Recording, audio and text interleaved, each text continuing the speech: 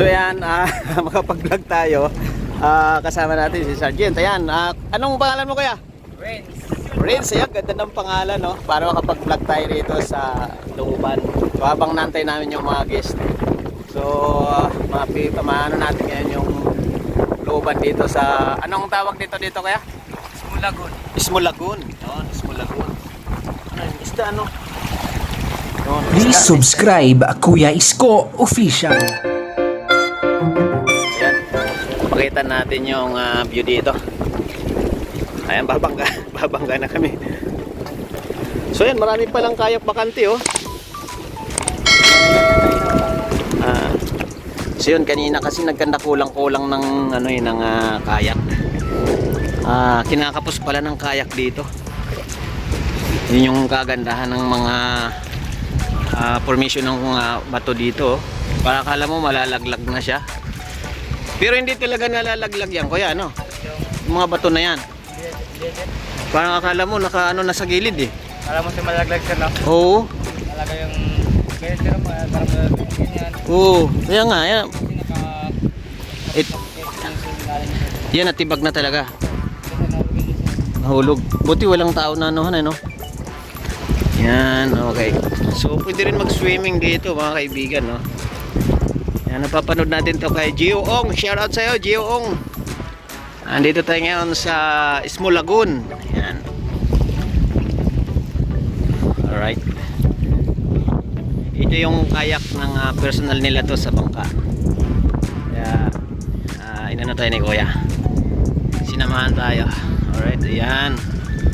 So yan na yung mga guests namin, no? Pauwi na sila. Alright.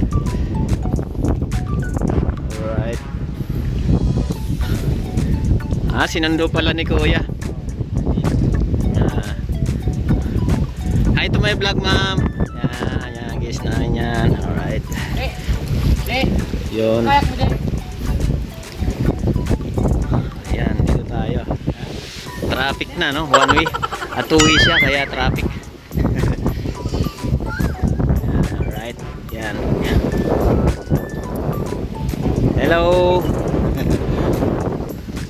Okay, yan. Pwede bata. Pwede sumakay yung bata, mga kaibigan, no? Ayan, formation ng bato dito. Grabe. Malalim din pala, no? Yes, Yan yung aming tour guide. Masipag at gwapo pa. Yan, may mga ibang lahi dito, mga kaibigan. Mas marami yung ibang lahi kaysa Pilipino. Okay.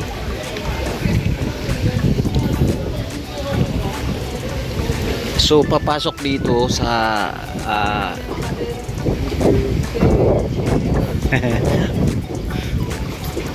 papasok dito din, papunta doon sa kabilang lagon.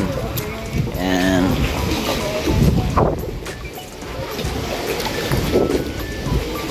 Okay. Oh yeah, bangga. Okay, ayan, nandito na rin sa loob. Wala pa. Kung nasa bato, tawag ay sisi. Alright, so ito yung looban. Shoutout Giong. Ayun, bato. Halos akala mo mahulog na siya. Oh.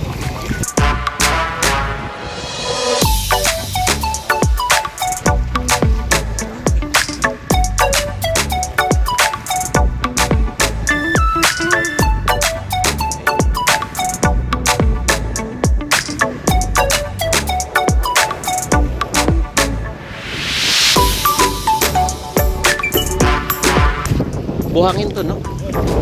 Kaya siya ha? Malalim yun.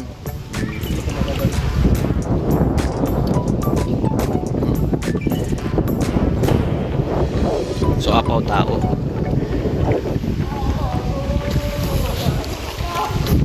Pero may mga isda na rin sa ilalim, makikita.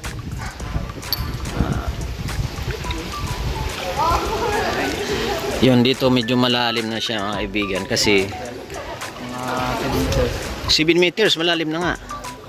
So iba na rin ang kulay ng tubig. Diba? Wow.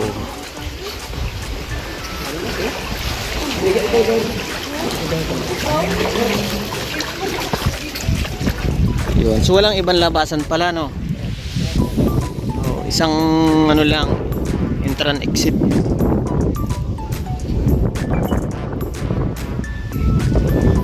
So yun.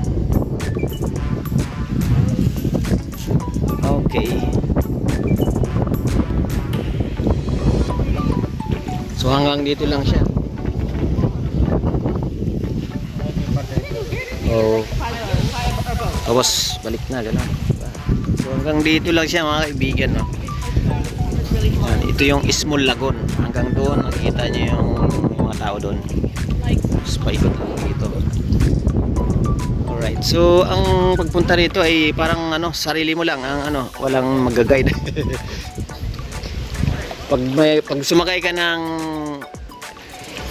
ang tawag dito, kayak. Kumbaga sarili mo nang magpatakbo. Wala siyang nag-guide.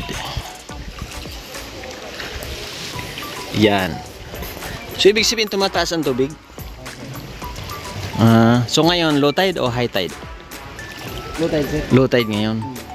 Kasi may guide siya, oh. So, ibig sabihin pwedeng tumaas. Sir. High tide, sir. Ang laki ng sir des, sir. Talaga. So malalim na siya sobra.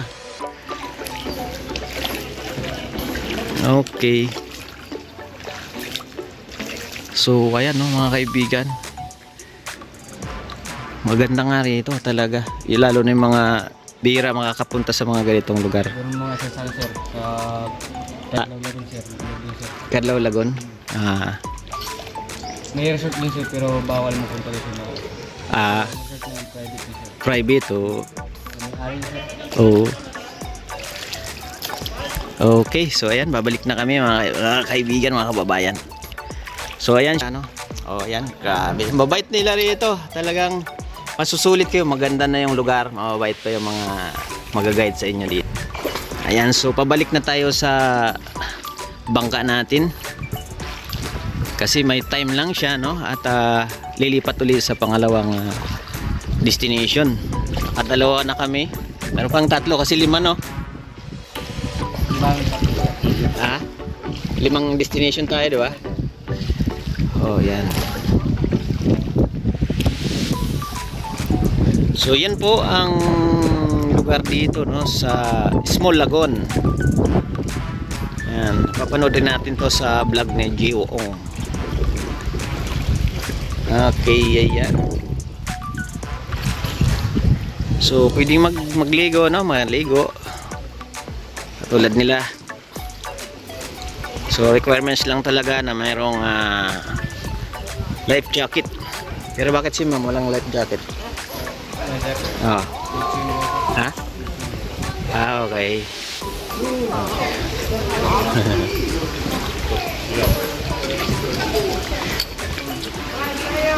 So ano pala, kahit na requirements, basta marunong ka lumangay, okay lang na wala.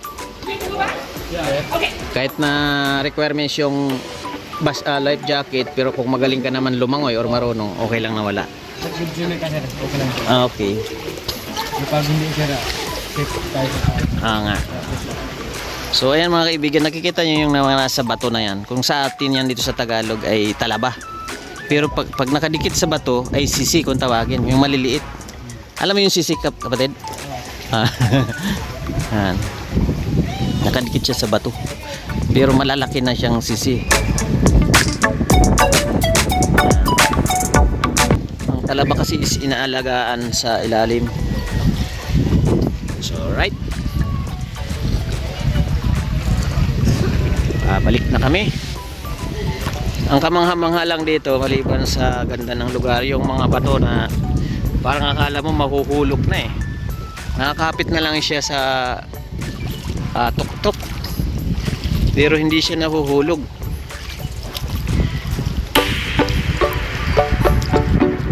Yan.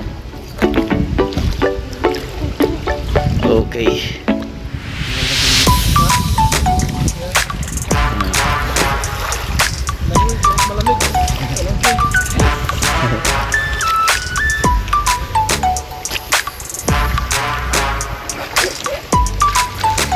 Ano yun dito? Sir. Ano siya dito? Pero din po. Tour guide din. Okay. Isa sir. Okay. Okay.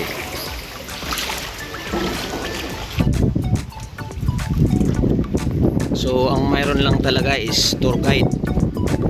Pero yung lifesaver o kaya yung ay malakas yung hangin.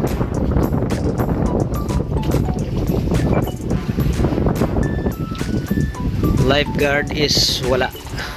Pinaka lifeguard nila rito mga kaibigan ay yung kasama mo sa bangka. Yan. Siya na yung pinaka lifeguard.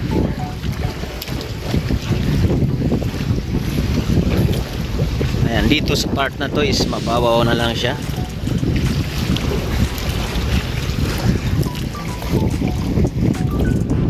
Hindi na siya abot tao. Ayan, linaw ng dagat.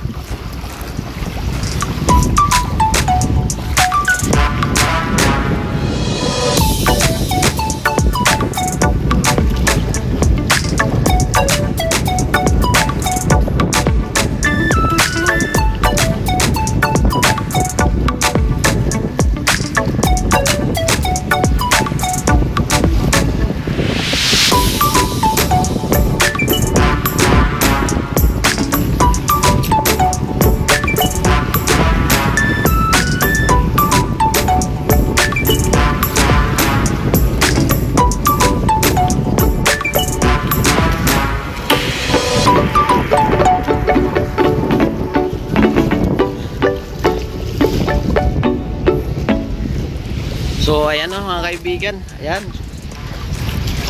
Nakikita nyo mga bundok-bundok na yan, hindi po yan lupa. Bato po yan, bato. Solid na bato. Solid siya na bato. Ito katulad yan. Nakikita nyo parang malalaglag na yung nasa taas.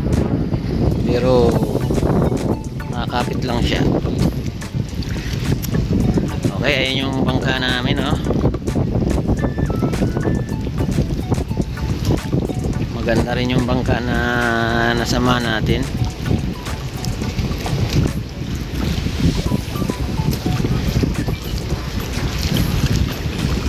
So kung napapansin nyo, hindi na natin in-experience na gumamit ng kayak at medyo sanay tayo sa ganyan. Sanay tayo sa bangka na di sagwan, sabi nga, o di bugsay. Oh, bangka. Yeah. Bangka. Ayan yung bangka namin mga kaibigan, mga kuya. So, balik na tayo.